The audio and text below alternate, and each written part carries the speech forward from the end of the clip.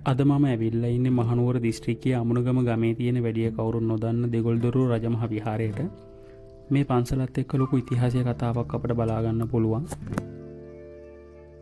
කීර්ති ශ්‍රී රාජසිංහ රජතුමා විසින් ගල්මඩු විහාරය ඉදි කරමින් ඉන්නකොට රජුට මේ ස්ථානය ගැන සැලවෙලා තියෙනවා.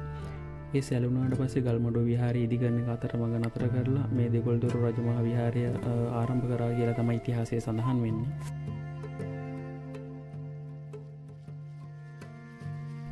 රජුට මෙහි වැඩ අවසන් කර ගැනීමට නොහැකි වුණ නිසා ඔහුගේ සොහොයුරා වන ශ්‍රී රාජාධි රාජසිංහ රජතුමා විසින් ක්‍රිස්තු වර්ෂ 1786 දී මෙහි වැඩ නිම කරලා මොරදොට ධම්මබුද්ධ හිමි ප්‍රමුඛ ශිෂ්‍ය පරපුරට පැවරූ බව විහාර සන්නසී සඳහන් වෙනවා.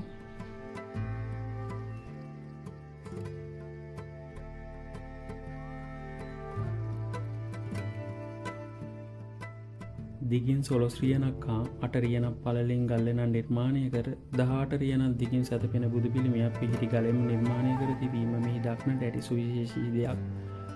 මේ 18 රියනක් දිගින් පිළිමිය නෙලීම සඳහා වසර 20ක් පමණ ගත වී ඇති බව ඉතිහාසයේ සඳහන් වෙනවා.